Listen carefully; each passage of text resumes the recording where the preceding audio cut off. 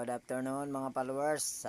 Itong araw na linggo tayo pupunta sa Montalban, Rizal para tayo mamimigay ng kunting tulong sa mga nangangailangan doon sa bahay ampunan na may mga edad na wala ng pamilya.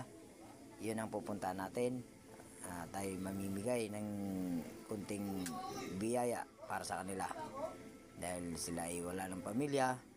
Kaya andun sila ngayon sa bayan punan. Ayan po yung natin pupuntahan. May mga kapangsanan po yan lahat.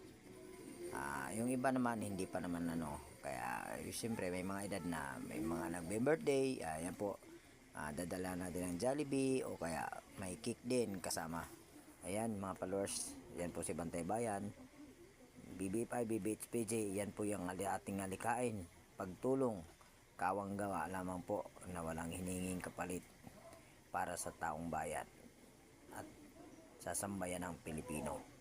Yan po mga followers, si Bantay Bayan Highway Patrol Group, BBHPG.